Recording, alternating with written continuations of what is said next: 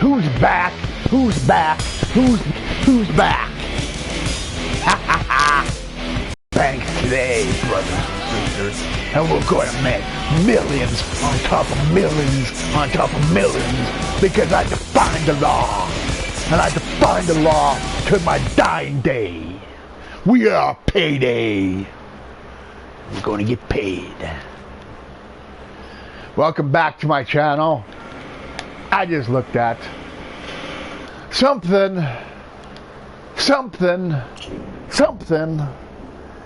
that I just couldn't get my eyes off. Well, from the 80s and 90s, the kids say the darndest things. With host one, Bill Cosby.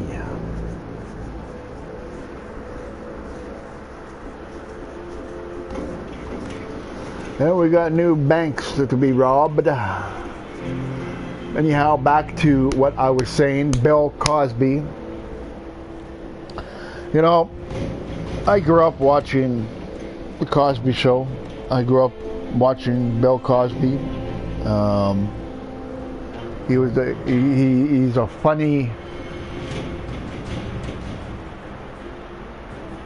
He's a funny individual. Funny African American. Now, if I may highlight on that one notion right there, African American now today, not only a comedian that's an African American, he is an African American who is a sexual predator. And why this is so important is because up here in Canada, up here in Winnipeg, Manitoba, Canada, where I am right now, rather, the government is launching the murdered and missing Indigenous women across Canada. They have been going missing because of sexual predators that are out there. No, I could say standing on the fence, I'm sitting on the fence, and I don't know if I should believe the women that are saying Bill Cosby is a sexual deviant, a sexual fiend. Or I could say, no, I don't believe the very fact that Mr. Bill Cosby is actually a sexual predator, sexual fiend. But you gotta also look at both sides of the coin. And by saying that is that he is past my mother's age, and my mother is 75. You have to look at the year that Mr. Cosby was born in. A time of great racism that is still festering in the United States towards African Americans.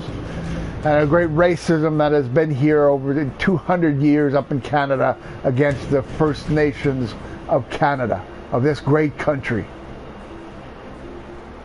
Racism is a very ugly, typical word that people like to bring up. And every time, if I may say so, I bring up the very fact on racism, people will say, you're a racist. No, in fact, I'm not a racist. I fight racism. I was taught how to fight racism. I'm not saying I believe Bill Cosby did it. I'm not saying I don't believe Bill Cosby did it. I'm saying I'm sitting on the fence.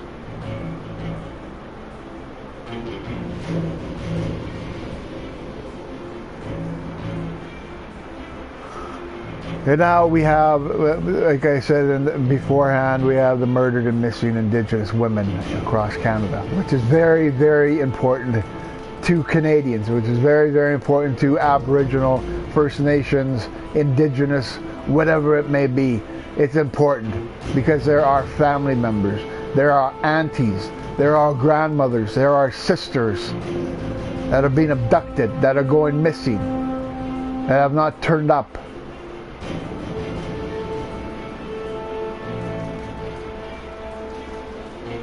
And if we want to go to some sexual deviant, we go to a Winnipeg transit driver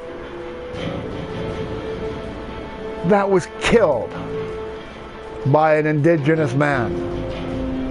And when that story broke, that this Indigenous man killed this bus driver, in Winnipeg. They said that that bus driver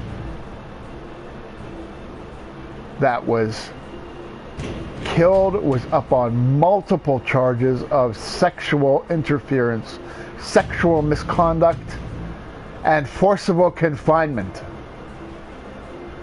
Now, I don't like speaking ill of the dead. And I don't expect anybody to speak ill of me when I'm gone.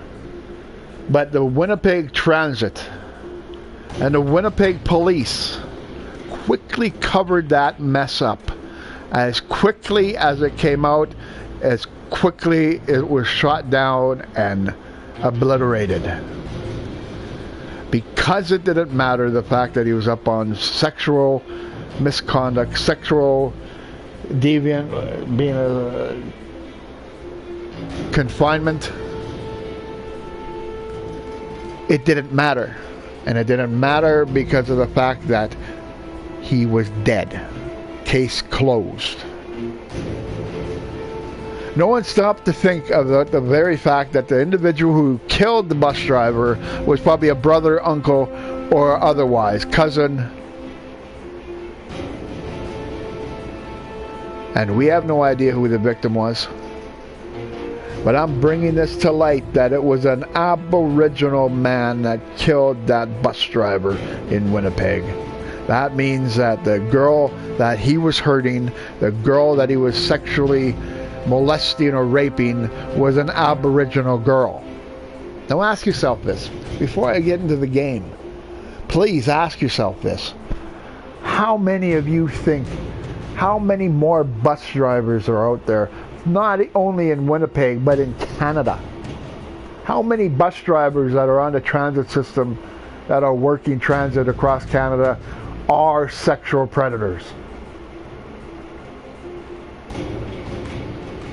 I'm going to go completely off topic for just a matter of moments.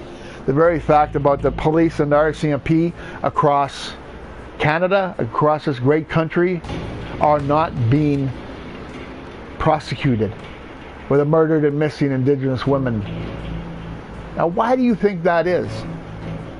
Why did the government say that police will not be prosecuted? They are exempt from the law. That means they are above the law. That means they can rape and they can molest. And not only I'm going on this rant because I have a point, and I'm making that point in a second. 89% of the police force that apply to be police officers and RCMP officers have been sexually molested or raped. Now, why do you think on God's green earth that these police officers that are joining the force left that off their service jacket? And how important it is. Who is protecting your family? And where are our tax dollars going? You want to know more? You want to have this conversation? Leave a comment below. I will respond to every comment that is left below. Let's get on with some payday.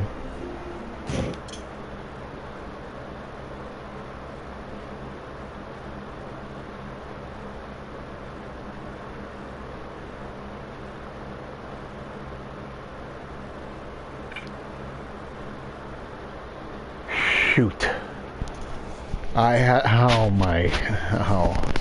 That's just, oh my gosh. Come on!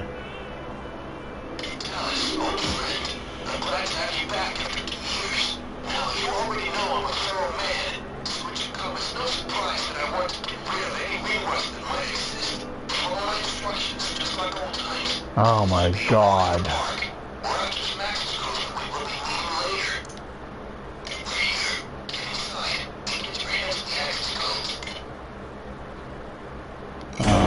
God. And you're making me do this shit.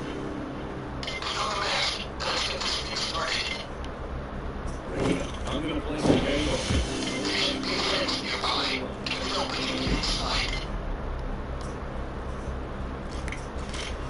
Jesus, babe. Like I would have forgotten how to get past a fucking fence. Anyhow, I'm through now. Okay, good. Now keep going.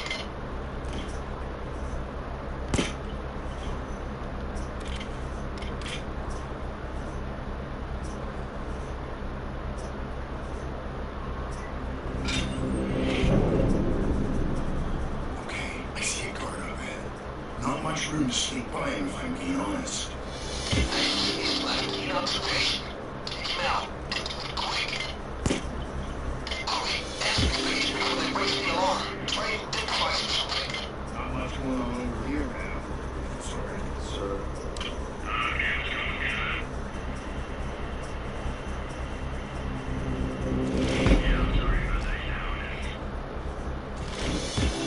Next step is to bag that body before some idiot finds it. Ain't that sweet?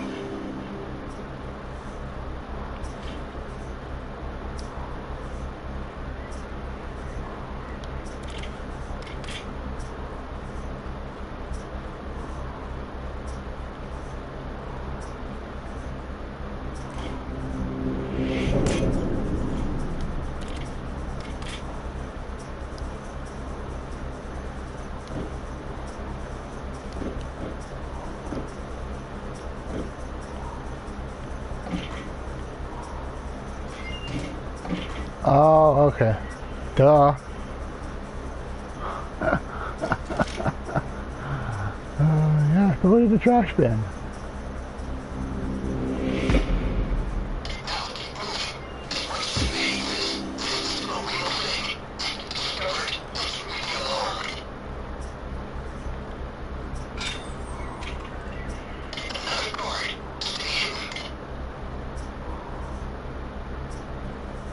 Yeah, I see him.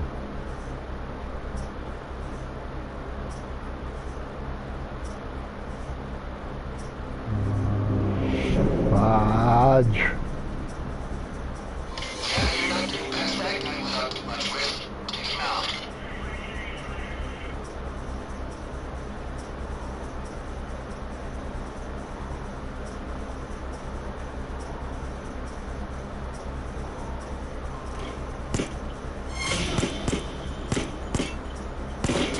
Good night.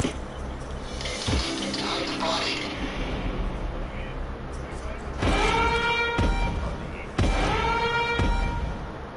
Come on!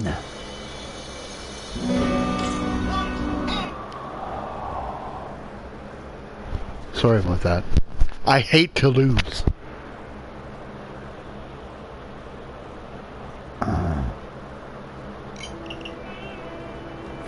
Nice, old friend. I'm glad to have you back. Here, get inside. Get your hands on the access code. It's been what, 2 years? And you're making... Yeah, put on your pants now.